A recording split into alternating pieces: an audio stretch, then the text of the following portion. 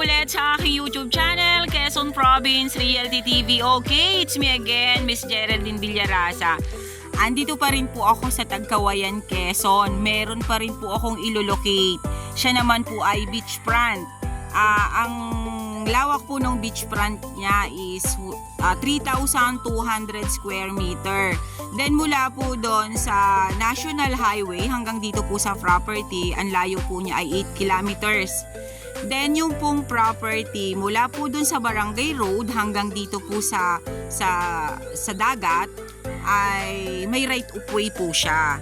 Pero yung right of way po niya ay doon pa rin po sa seller, doon pa rin po sa nagbebenta ng property ay ng dagat. Sila pa rin po ang nagmamay-ari nung kukuhanan ng right of way papasok po dito.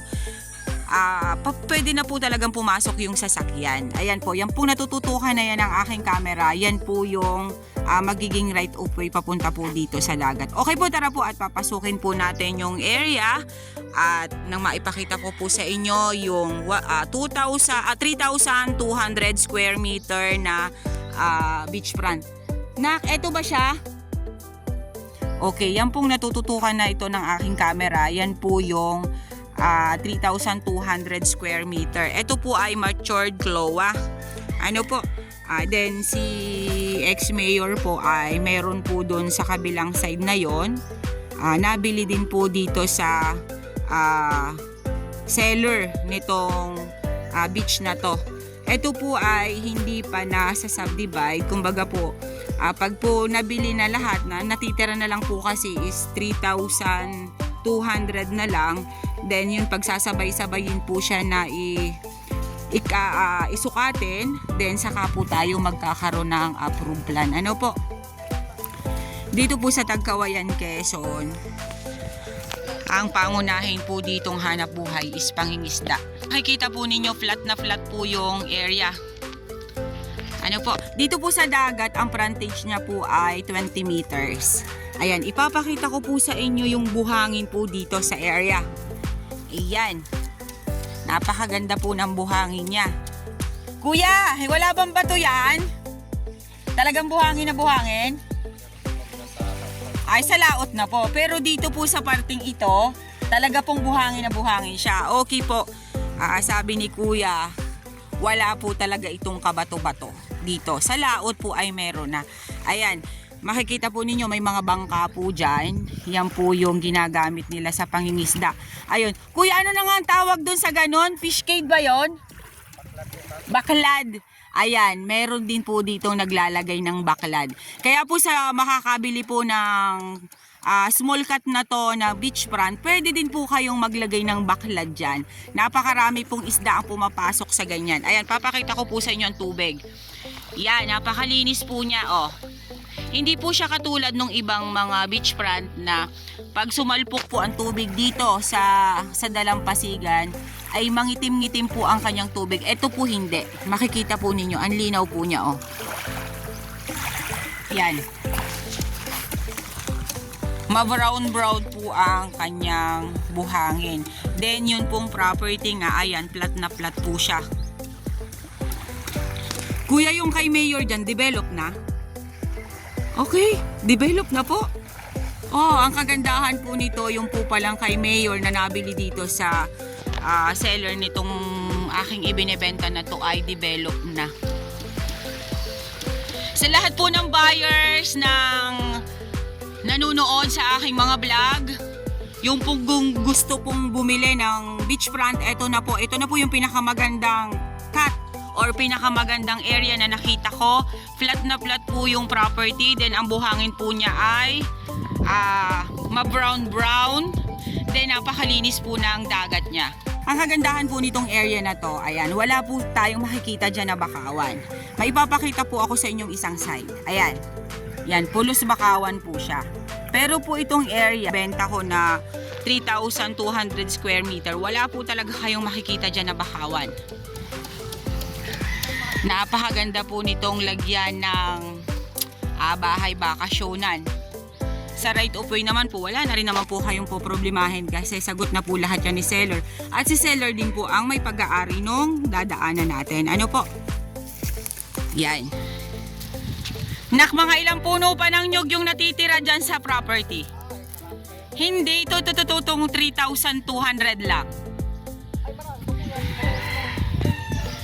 Madami?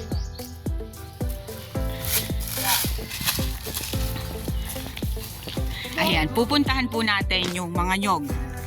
Pabibilang ko po kay CJ para malaman po natin kung ilang peraso po ang nyog ng 3,200 square meter. Develop na pala nak yung kay Mayor. Mula dito, Meha, mula dito. Ayan, mula po dyan, mula sa dito hanggang? Doon sa muna yun, yung muna yung nakahilig na nyo. Okay, hanggang dun po sa nakahilig na yon na nyog.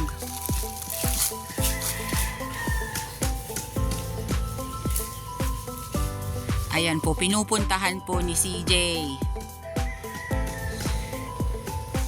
Ayan, yan yung end. Okay po, yan po yung end nung 3,200 square meter. Ayan, kitang-kita naman po ninyo, flat na flat po yung property at meron pa rin po siyang mga maliliit. Kumbaga po ay mga bagong tanim na nyog. Ganda ng beach na to.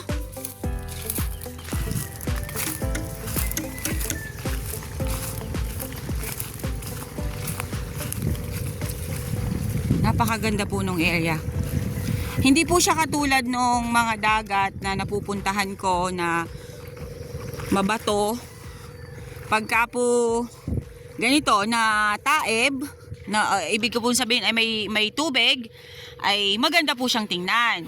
Pero pag siya po ay wala ng tubig, pag pumunta po ang tubig doon, marami po siyang bato. Pero ito pong property na to na binibenta ko sa inyo, napakakinis po niya. Buhangin na buhangin po talaga ang nandiyan sa tubig na yan.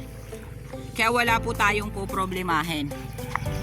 Konting develop na lang po nito, maglalagay na lang po kayo ng bahay bakasyunan dyan sa nyuga na yan. Then marerelax na po tayo pag nandito. Kanina nga po, siguro po ay mga half kilometers na lang yung layo niya dami dito sa property. Nararamdaman ko na po yung simoy ng dagat. Okay guys, chinichika ako nung aking anak na CJ. Yan po palang natututukan na yan ng aking camera. Tanaw na tanaw po yan dito sa property. Yan po pala ay parola. Then pag ito hibas, may sandbar po yan dyan. Sa anong yan, dyan sa papunta po ngayon dyan ng parola. Kahit daw po motorin yan, makakapasok hanggang dun sa parola na yon. Napakaganda po talaga nung area. Ito pong side na to, ito po yung kay ex-mayor. Yan. May bakod naman na po siya, may mga cottage na po talaga. Develop na po talaga yung property. Ano po? Then ito na nga lang po yung natitira. Yung 3,200 square meter.